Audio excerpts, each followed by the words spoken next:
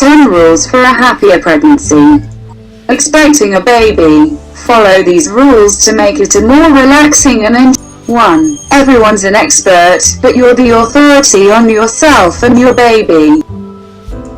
Once you get pregnant, everybody seems to have something to say about what you should or absolutely should not do with yourself and your baby.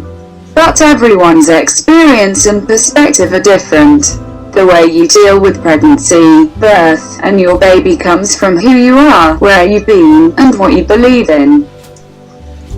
So, while getting advice from friends, family and other experts can help you along the way, keep in mind that what worked for your sister, your mother or your best friend will not necessarily work for you, and vice versa. Experts, be they professionals or strangers, have ideas, but they may also have agendas. Take the advice that makes sense to you and take the rest with a grain of salt. The important thing is to be able to filter what you hear through an understanding of what matters to you and your family. 2. Confidence is more important than instinct. People often tell parents to trust their instincts, go with your gut and you'll be confident about your choices. But it takes confidence to trust your instincts in a world of conflicting advice. Nothing builds confidence like hard-earned experience, but in the meantime, you can help build yours by seeking supportive environments. Know yourself and what makes you feel safe and secure in who you are. Stay away from people who make you feel bad about yourself, and look for situations that make you feel stronger as a parent. Instincts are an indispensable tool, but they're worthless without the confidence it takes to put them to use. 3. Strive for imperfection. When we're pregnant, we are warned to hone our diet for ideal fetal development. We must advocate for the optimum birth and bonding experience, are often fighting against the tide of hospital policy.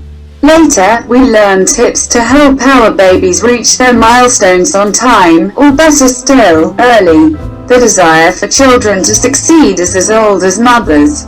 What's new is the mile-long list of do's and don'ts, and the mounting pressure on moms to make it all happen.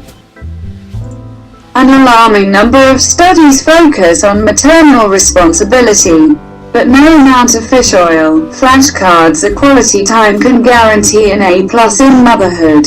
And the quest for perfection sucks parents' energy and enjoyment, leaving resentment in its wake. You may think your child will feel only the benefit of your attention, but the pressure seeps through. If you're trying to be a perfect parent, your child may think the same perfection is expected of him. Kids need permission to be themselves, not performers. Parents need to cut themselves some slack. Maintain a sense of self, and be as wary of over-parenting as they are of under-parenting. We think good enough parenting is not just good enough, it's better. 4. Parenting is out of control. Becoming a parent inevitably means giving up some level of control. When you're pregnant, you can't control how your body responds, whether or not you feel sick, for example, or get stretch marks. And though you may be able to curtail some weight gain, we never met a pregnant woman who didn't feel too big by delivery time. Birth itself is the ultimate exercise in letting go. Afterward, many people are desperate to keep the baby from disturbing the peace of their lives. They worry that they'll be chained to the couch, or lose themselves, or become boring parents. Having a baby will change your life whether you fight it or not. It's not that resistance is futile, it can actually be healthy. But the happiest parents we know are the ones who learn to surf the waves rather than try to conquer them. 5. There's no such thing as a natural mother. People talk about natural mothering. Natural mothers breastfeed. It's not natural to breastfeed your child beyond 6 months. It's natural for babies to cry. Babies only cry when we resist our natural impulse to comfort them. For some women, it is natural to trust a doctor when it comes to their body and baby. For others, the natural way to give birth is at home with midwives and family. But one person's natural is another one's weird, or worse. We live in a culture with complex and sometimes contradictory rules, expectations, and ideals, and what feels natural to you depends on your point of view. 6. Shift happens. Babies grow, and growth means change. Sometimes this is a relief. You go to bed at the end of your rope and wake up to find that the problem has passed. Sometimes it's frustrating. Just when you think you've got the hang of things, the landscape shifts and your baby enters a whole new weird, wonderful phase.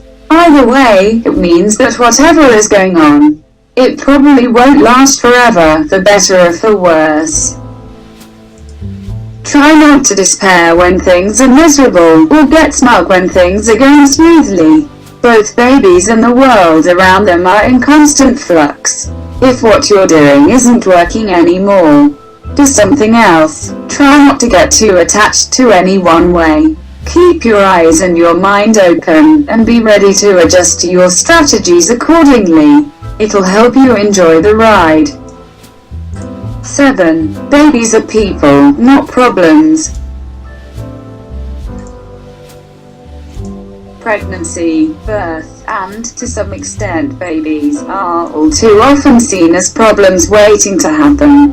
Parents can be so anxious about what to expect and what's normal that every hiccup becomes a potential crisis. Often, the real problem is unrealistic expectations.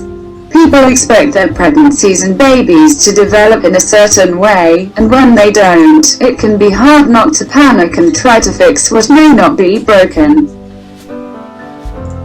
It's tempting to think that there is a simple, almost mathematical solution to whatever you may be facing with your baby, but raising a child is not a science. Babies are people.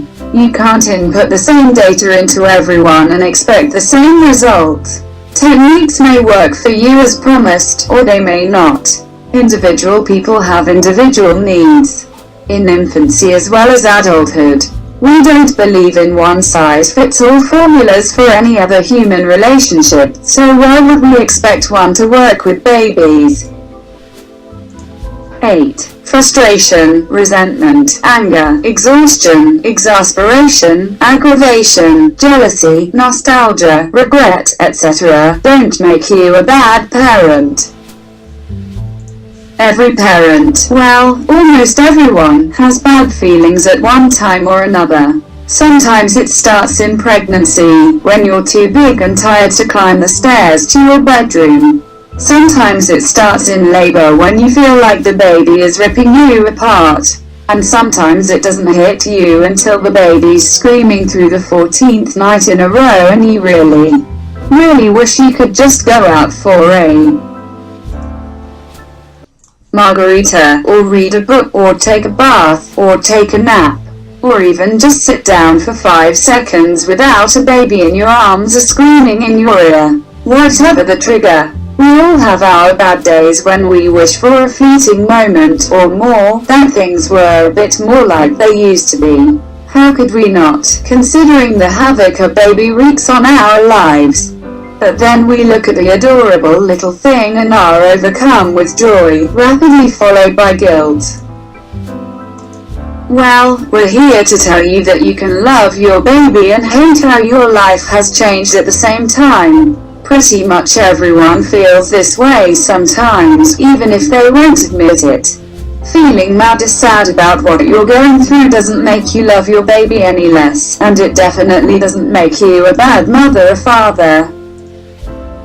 9. Look forward, not backward.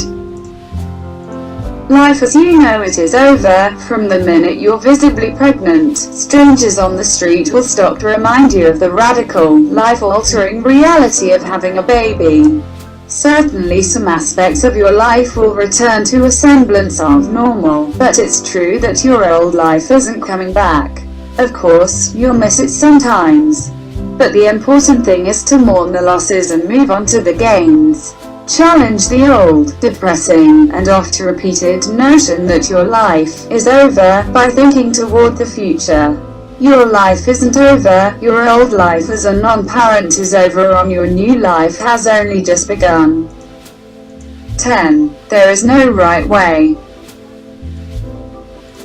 Remember, no matter what anyone else says, there is no across-the-board evidence that any one way of parenting is better than any other way.